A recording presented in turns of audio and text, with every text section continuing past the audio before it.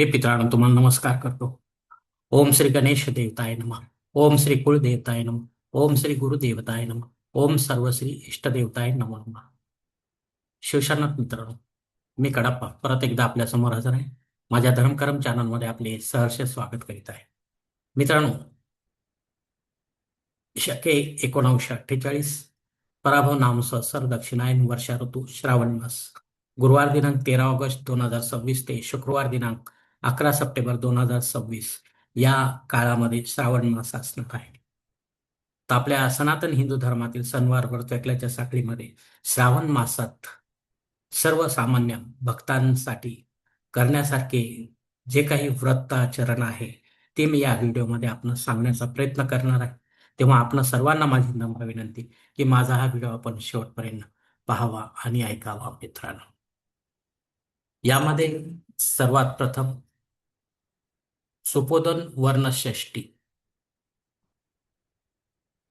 ही सुपोधन वर्ण षष्टी जी आहे, श्रावण शुक्ल षष्टीला शुचिर्भूत होऊन सकाळी शिवशक्ती पूजन जवळच्या जागृत शिवालयात जाऊन करायचे असते.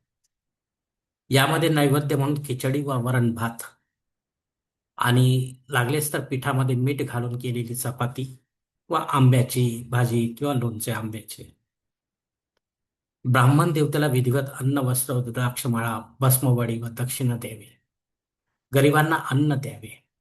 या व्रताचे फळ असे आहे मित्रांनो, महामृत्यू विनाशक असं या व्रताला ओळखलं जातं. दीर्घायू संतान आपल्याला प्राप्त होते. शिवलोक प्राप्ती होते. सलग 6 वर्ष या व्रताचे आचरण केल्यानंतर शेवटी आपल्याला उद्यापन अवश्य करावं लागते. या उद्यापनानंतरच आपल्याला ही फळश्रुती जी आहे, फलप्राप्ती प्राप्त होते मित्रांनो. त्याशिवाय ती होणार नाही, हेही लक्षात घ्या. यानंतर दुसरं व्रत आहे शाकदान व्रत.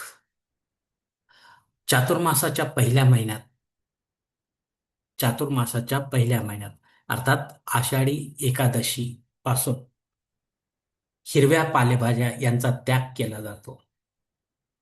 श्रावण शुक्ल द्वादशीला विमान वा पाळण्यात बसलेल्या भगवान विष्णूचे श्रीधर रूपात पूजन केले जाते. श्रावण शुक्ल द्वादशीला आणि ब्राह्मण देवतेला सोने वा हिरव्या पालेभाज्या विधिवत संकल्प सोडून दान केले जाते.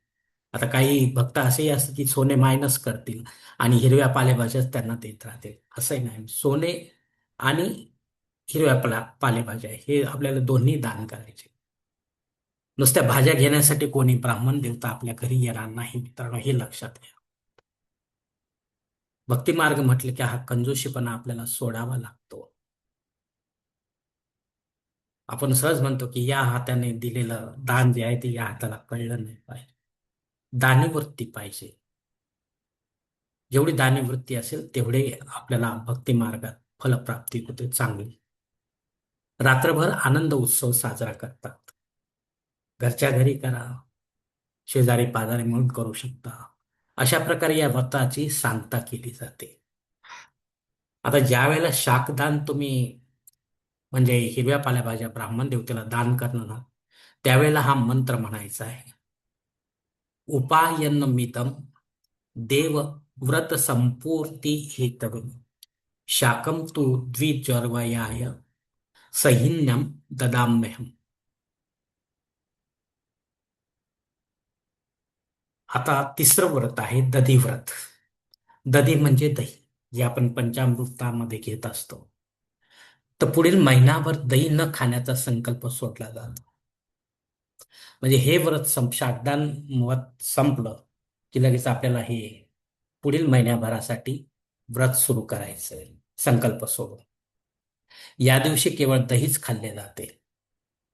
रात्रभर आनंद उत्सव साजरा करतात आणि भाद्रपद अमावस्यापर्यंत दह्याचा त्याग केला जातो. तेव्हाच आपल्याला हे दही ब्राह्मण देवतेला अर्पण दान करता येईल. याचा मंत्र असा आहे, दधिदान दान मंत्र.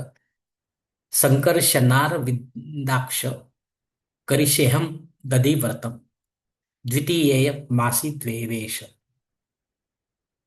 आता या व्रताचे फळ जे आहे, पंचमहायज्ञ केल्याचे फळ प्राप्त होते. पंचमहायज्ञ आपल्याला माहित आहे. गोमाता, कावळा, गाय, कुत्रा आणि भिकारी. आरोग्यात प्राप्ती व सर्व पापांचा नाश होतो व्रत करणाऱ्याला. आता यानंतरचं व्रत आहे हयग्रीवोत्पत्ती. आता हे भगवान विष्णूच्या 10 अवतारापैकी एक अवतार पौर्णिमेचा आहे. म्हणजे पौर्णिमेला हा हयग्रीवोत नावाचा जो अवतार भगवान विष्णूने धारण केला आहे. भगवान विष्णू घोड्याचे मुख धारण करतात. बाकी शरीर मानवी शरीर असते. ज्ञान आणि प्रज्ञाची देवता मानली जाते या हयग्रीवाला, आणि याचे पूजन केले जाते. भागवत ग्रंथात याचा उल्लेख चांगल्याच प्रकारे आलेला आहे मित्रांनो. आपल्याला जर कल्पना नसेल तर आपण भागवत ग्रंथामध्ये याचा शोध घेऊ शकता मित्रांनो. भागवत ग्रंथ आपण एखाद्या वेळेला श्रवण केला असेल, पठन केला असेल तर आपल्या लक्षात येईल मित्रांनो. तर अशा प्रकारे हे 4 व्रत जे आहेत ही सर्वसामान्य भक्तांना करण्यासारखीच आहेत आणि ते अवश्य करावी असं मला वाटतं. कारण दही आणि पालेभाज्या सोडणं एवढं काही अवघड नाही. पालेभाज्या एखाद्या वेळेला आपल्याला थोडंसं वाटेल की फळभाज्या आपण सारखे खातोय, पालेभाज्या खाऊ, कधी मोह होतो. पण दही साधारण आपण दररोज खाल्ल्या जात नाही. तर महिनाभर आपल्याला कळ काढायला काहीच हरकत नाही मित्र, जर आपल्याला याचे फळ चांगले प्राप्त होत असेल तर. धन्यवाद मित्रांनो. आजचा हा श्रावण मासातील व्रताचरण सर्वसामान्य भक्तांना करण्यासारखे जे व्रत आहे त्या व्रतांचा व्हिडिओ मी याच ठिकाणी संपत आहे. आपण जर माझ्या मताशी सहमत असेल तर कृपया माझे धर्मकरम चॅनल सबस्क्राईब करा, लाईक करा, आपले कुटुंब व मित्रपरिवाराशी शेअर करा. तसेच कॉमेंट्स बॉक्समध्ये आपले मत अवश्य नोंदवा आणि माझा पुढील व्हिडिओ आपल्यापर्यंत पोहोचण्यासाठी बेल बटन अवश्य दाबा. धन्यवाद मित्रांनो. पुढील भेटीपर्यंत आपण खुश राहा, आनंदी राहा, प्रसन्न राहा. हरिओम. शिवशंभो महादेव.